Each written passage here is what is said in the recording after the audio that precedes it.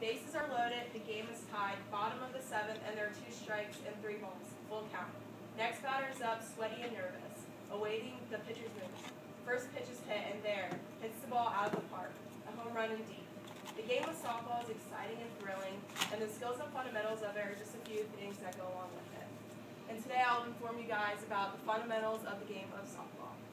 I'll discuss how the game is played, such as the techniques and regulations, what equipment is needed or what you should wear, and overall the fun of the sport. As stated in softballperformance.com in the article, Softball Fundamentals, Your Fix for Preventing Errors, it's a game of reactions and quick decisions.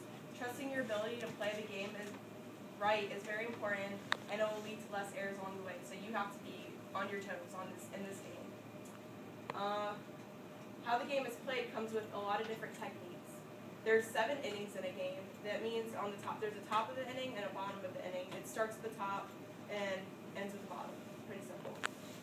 Whereas the home team would start at the top, and then the visitors would play the field. Usually the visitors bat first. It just depends, like where the game is at, and vice versa for the bottom of the inning. Then there is strikes and balls. Strikes occur when the batter misses a swing or doesn't hit the ball, and they'll swing and miss the pitch. And the pitch over the plate is straight over the plate in the center, like here's the plate and go straight over it, or just in a really vertical manner.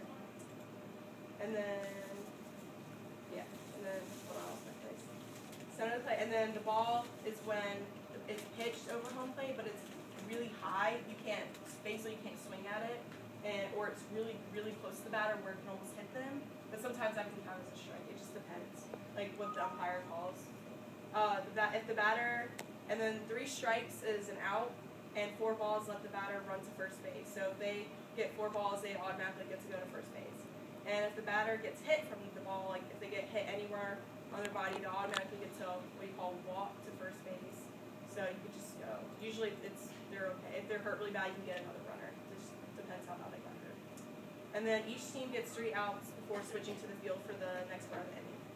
And then there are 4 bases the runner must run to. There's first base, second base, third base, and fourth base, or not fourth base, home plate. When the runner hits the ball, they can be safe on first base. It's the only base you're allowed to run over, like, because you have to stop at each base. You have to run and stop, but first base you can run over it. And then if they keep running, it would be called a double, which is running second. If they keep running again to the third base, it'd be called a triple. And if they run all 4, it's called a home run, where they just kept going without stopping. And then there's positions. There's a lot of positions in softball. There's catcher, who catches the ball behind home plate, and then there's pitcher, or the leader, who makes sure the team makes sure the team is alert and pitches the ball.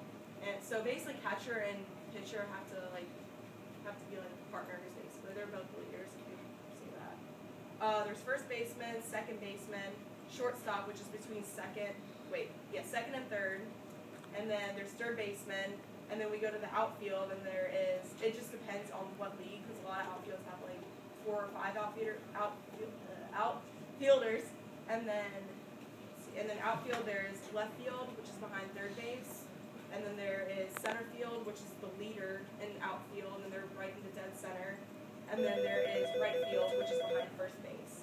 And then usually there's a coach at the mound next to first base and third base to like help with the instruction and tell with the batter what not to do and what to do, and then like to proceed or like wait. So if like someone hit a pop fly or something, which is they hit the ball really high up and someone might catch it, they might tell them just to wait at first base or second base, wherever they're at, so they don't get it out.